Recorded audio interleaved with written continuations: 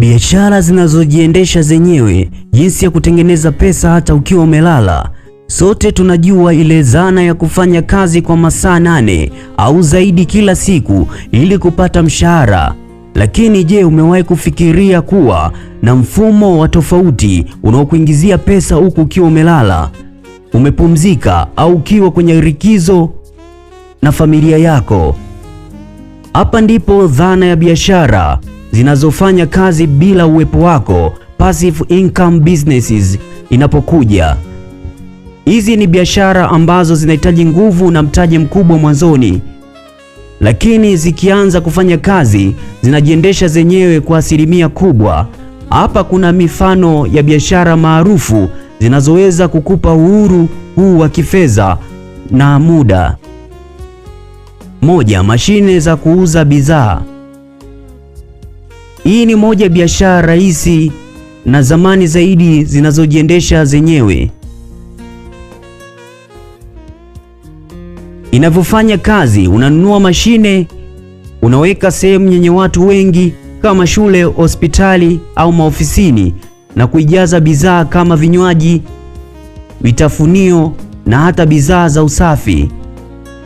Uwepo wako unahitaji tu kupita mara moja au mbili kwa wiki kujaza bidhaa na kuchukua pesa zako. 2. Dobi kujihudumia. Katika maeneo ya miji ambayo watu wana haraka au hawana mashine za kufulia nyumbani kwao, biashara hii ni mgodi wa dhahabu.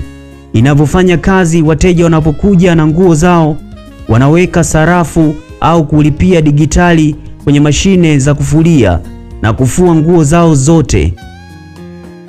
Uwepo wako una haja ya kufua nguo za mtu. Kazi yako ni kuhakikisha mashine zinafanya kazi vizuri na kufanya usafi katika eneo hilo mara chache kwa wiki. 3. Mashine za ATM binafsi, private ATMs. Katika nchi zilizoendelea na hasa zinaanza kuingia katika maeneo mengi kupitia mawakala wa kifedha za kidigitali.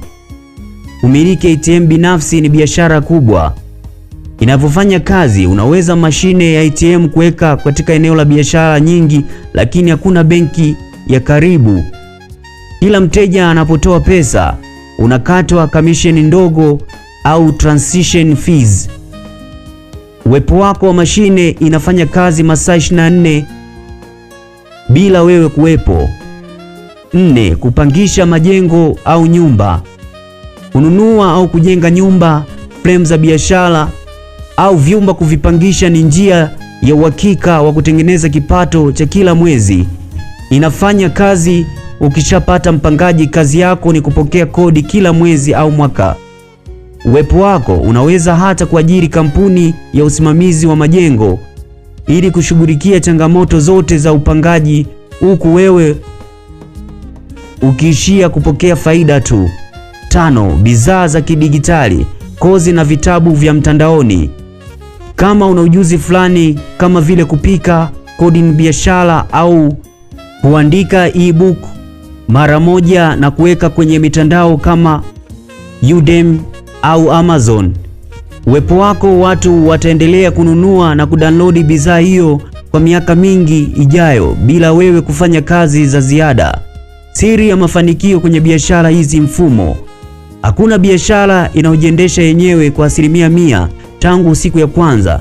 Ili ufikia hatua ya kulala na kuona pesa zinaingia, unahitaji vitu viwili muhimu: mifumo imara, system, matumizi ya teknolojia, program za kompyuta na mashine zinazopunguza uhitaji wa nguvu kazi ya kibinadamu. 2. Uaminifu na udhibiti. Hata kama uendi kazini kila siku, lazima uwe na njia ya kufuatilia mapato, kwa mfano kupitia programu za simu zinazounganisha na mashine hizo ili kuzuia wizi au upotevu. Ushauri wa bure: kulala ukiwa unajua akaunti yako ya benki inaongezeka ni hisia nzuri sana, lakini kumbuka kuwa uwekezaji wa awali ni wa muda. Akili na mtaji ndio unaoamua mafanikio yako ya baadaye. Anza kidogo, jenga mfumo, kisha uanze kuchukua.